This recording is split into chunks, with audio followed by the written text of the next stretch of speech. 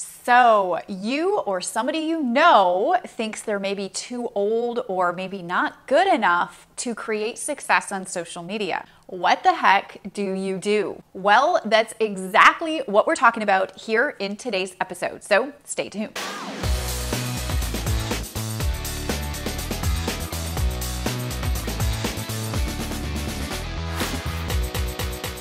Welcome to episode 156. My name is Tanya, Aliza, and I help entrepreneurs and network marketers create success fast while most importantly designing a lifestyle that you love. So if you're new here, consider subscribing because I put out a brand new training episode and free resource for you and your business each and every week. So I've actually had some people come to me and very vulnerably share this obstacle. Either they were too old or they weren't pretty enough, or at least they didn't think they were pretty enough to be on social media, to build their business, to build their brand. And it was really a huge sticking block for them. So because I've heard this a few times, I decided to dedicate this entire episode to overcoming that problem and that issue. First of all, what you have to remember is that whether you think you can or you think you can't, you are absolutely right. So very often, everything is in our head and we have to control our stinking thinking, and sometimes we have to just give our head a big old shake. Now, I'll share a very inspiring story that will probably help you. Now, I have a mastermind client of mine. Her name is Penny Hunter. Penny, I hope you don't mind me sharing your story. I'm pretty sure that you won't.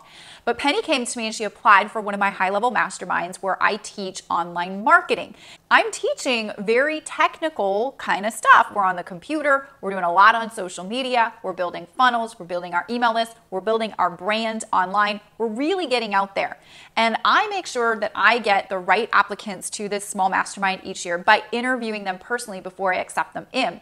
So I had a phone conversation with Penny. Now the problem is when you do a phone conversation, you can't really see the other person. So I had no idea how old Penny was. I had no idea what she looked like. And we were talking, we were having the best conversation. And at the end of the conversation, she says to me, Tanya, I really, really hope that my age does not disqualify me for your mastermind. And I said, Penny, I have no idea how old you are. I never even really thought about it before. How old are you?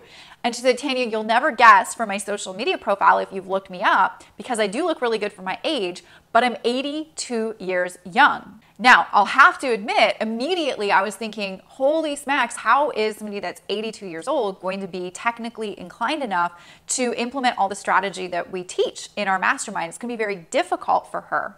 And that was terrible thinking on my behalf. I should never have discredited or even thought about that whatsoever, discriminated at all. And so I actually asked Penny, I said, Penny, well, how savvy are you on a computer? You know, because most 82-year-olds out there are not really that savvy on the computer. There's a few that really are though, and if you really want to be, you can pretty much do anything. And she said, Tanya, I am so savvy on my computer. And she went and told me all these stories on how she's got Skype and she's got Zoom and she's got this, that, and the other, and what she does on her computer. And I was like, okay, Penny, well, if you can follow instructions and if you can point and click a mouse and if you can kind of grasp an understanding, there's no reason why I don't think that you can do this if you're really, really selling me on the fact that you're really technology savvy and you've got the right mindset and attitude to make it work. And so Penny ended up coming to my mastermind and we had about 22, 25 students in the room, and it's workshop style and we were working really hard. It was some sessions were very technical, and Penny was doing better than some of the 30-year-olds or 40-year-olds that were in the room. She was blowing past them with just understanding and ease. And I really truly believe what made it different, no matter her age, no matter what she looked like, whatever, what made it different was she had the right mindset and she had the right attitude. She had a can-do attitude versus a limiting belief attitude that was holding her back. And so that's why she had such a relatively easy time going through all of the material that sometimes even 30, 20-year-olds, 40-year-olds can kind of stump them. And it all has to do with mindset and attitude. I'm going to give you some really good nuggets to dwell on if you're the type of person that really is thinking like, man, who would listen to me on social media? Who would want to look at me on social media? There's so many more prettier people or more good-looking people on social media. I don't have the looks. I don't have the talent. I don't have the personality. I don't have the tech savvy. If any of those thoughts of limiting self-belief are overcoming you, I'm going to give you some really good examples on how to overcome that and why it's important for you to get on social media and who you're going to attract. But if you tune in each week, you know that I like to equip you with a free resource that you can use in your business that goes with each episode. Now today, since we're talking about limiting belief, mindset, really helping you to get out of that stinking thinking to get on social media so that you can inspire and impact the world with your products, your services, your message, your brand, and your business. Today, I want to share with you 25 affirmations that will help you succeed in life and business. Now, these are 25 affirmations that I've incorporated into my life and business that have helped me tremendously.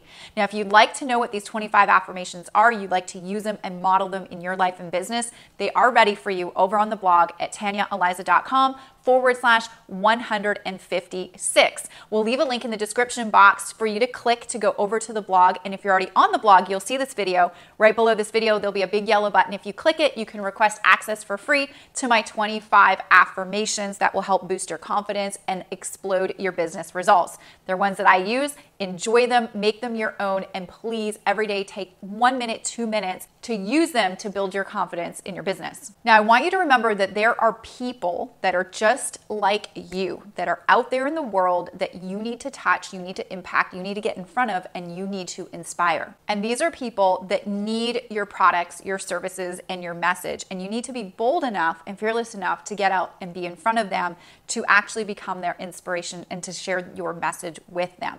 They are out there. You also have to remember that you don't need millions of eyeballs on you. You need about 1,000 of them only, and even a few hundred can make a huge impact in your business, in your world, if you portray the right message to your people. So you got to remember that your products and services really have nothing to do about you. They have everything to do about the people that you can help with them. And the only way that you can help them is to get out of your own head, be fearless and bold enough to go out there and impact and inspire the world with your message, your products, your services, and your brand. And the best thing that you can do on social media is to be yourself. You don't want to be like somebody else, so you don't need to compare yourself to anybody else. If you're different looking than somebody else, if you're a different age than somebody else, if you have a different background than somebody else, that is perfectly acceptable and amazing, because you are going to attract people that are perfect and just like you. And when you're out there on social media, a little pro tip: don't be afraid to be vulnerable and call out the elephant in the room.